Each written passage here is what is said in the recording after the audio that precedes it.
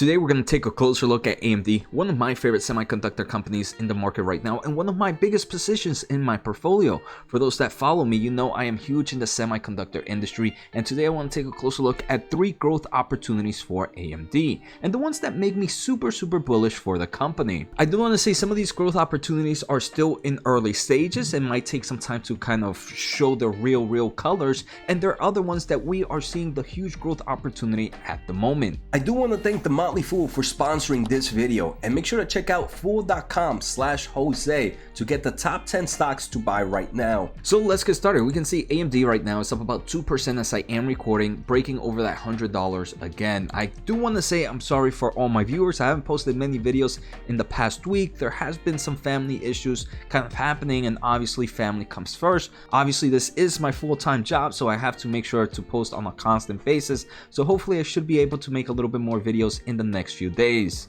But again, thank you guys so much for the support, and I truly appreciate it. So let's start off with one of my favorite growth opportunities right now, and that is the data center market. We can see in AMD's most recent revenue, their data center market grew 83% year over year to $1.5 billion, driven by their epic data center processors. So we have some pretty cool points from Mercury Research where they show AMD's market share by quarter and segment. And then Tom's Hardware made a pretty cool graph out of it. If we take a closer look at server, we can see AMD at the moment is gaining that market share in the server market, but still owns less than 15% of the total market. Like we saw, one bullish case is because this is a company that can continue to grow, not just from grabbing market share, but the overall data center market, in my opinion, is also seeing a growth. That's what's fueling that 83% year-over-year growth in the most recent quarter.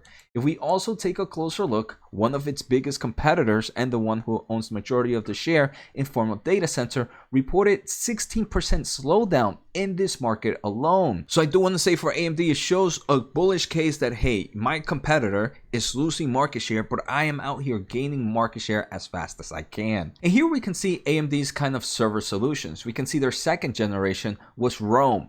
I do want to say their current generation, Milan, has been one of the biggest reasons this company is growing. They have seen strong adoptions by big tech players.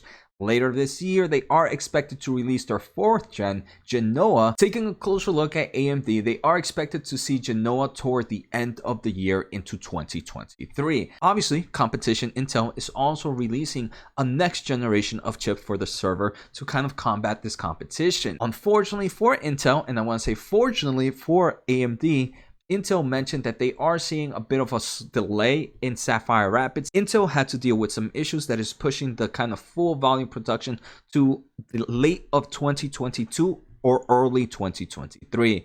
And I do want to say this is bullish for AMD because it allows them to be in the market a little bit earlier and tell their customers like, hey, you guys need a little bit more chips. I know you might be waiting for our competitors. We have some already available. Let me sell you a little bit more. So I do believe for AMD's market share in the server market, it will continue to grow. There might be some quarters where it might slow down or might not be as fast. It might even decline a little bit, but I do believe the overall trend for the next few quarters, maybe for the next few years, will continue to be on a nice positive outlook. So that first growth opportunity is that data center market growth.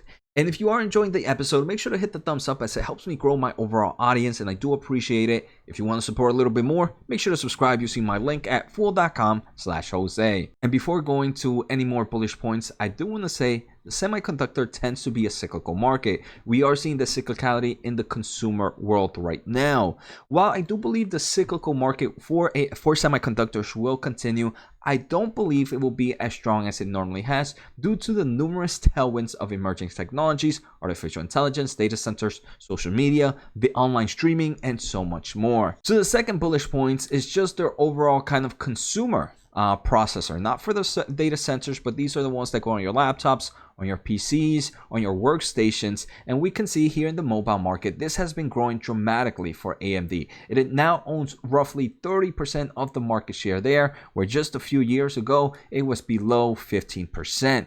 And we can see the desktop market right now is roughly 20%, one of the highest it's ever been for the past 7-8 years. So AMD is definitely growing that market share. And we can see on August 29th, which is also my birthday, hopefully it's a good gift, AMD will be releasing more information about their upcoming processor. So I'm pretty sure here we're gonna listen more about AMD's Ryzen 7000 series, which is gonna be the next consumer product. Obviously, this kind of architecture will also be used for laptops in the future and for kind of enterprise and workstation solutions. For those not familiar, client revenue is about $2.2 billion of total revenue this most recent quarter and was up 25% year over year. If we take a closer look at Intel, one of their biggest competitors, their revenue in this segment was down roughly 25%. So there are rumors on the actual release date for this new processor. Some are saying September 15th, some are saying later on September, like September 28th, 29th. I do want to say tech enthusiasts are pretty excited for the AMD's 7000 release, and that's bullish in its own way. I do want to say that Intel, the biggest competitor, is also releasing a next generation of CPU in the upcoming month of September. Again, we have no real release dates for either or at the moment, but it seems like they are going to be released very close to each other. So it is going to be important to see how they perform and which one has a lead at the moment. Intel's previous generation, the 12th generation Alder Lake, actually saw some great feedback compared to what it has seen in the past. And I did mention that each of these have different timelines of growth. I do want to say the data center solution, the first one we talked about, has probably the most growth opportunity out of all of them, and it's the one happening in real time. I do want to say the second one that we looked at here, more like the consumer, the laptops, the kind of business workstations as well. This one, it definitely has growth opportunity as they grow market share, but with the overall macroeconomics that we're seeing right now, this is the one that can probably take the most hit in the short term of things.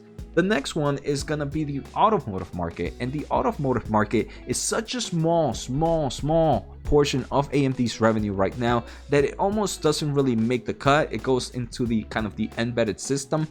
And I do want to say the automotive market right now is small, but this is one that I believe in the next few years has huge growth opportunities where it can be an important play for the company. Here we can see AMD in their most recent investors analyst day, they mentioned that in the next 5 years, they believe the automotive market will be somewhere around 27 billion of total addressable market. Almost as big as the gaming market, which in my opinion is super bullish. AMD recently in August, they mentioned that they are collaborating with eCarX to kind of increase the overall automotive solutions for smart vehicles. So we can see this is a company that's definitely trying to grab some form of market share in that space as well. So these are the three growth opportunities that I see for AMD. Some of them are ones that I believe we will continue to see grow in the short term of things. Others might be affected due to numerous macroeconomics. And the last one we can see has definitely huge tailwinds, but at the moment is in super early stages. Take care, have a good day, and see you next time.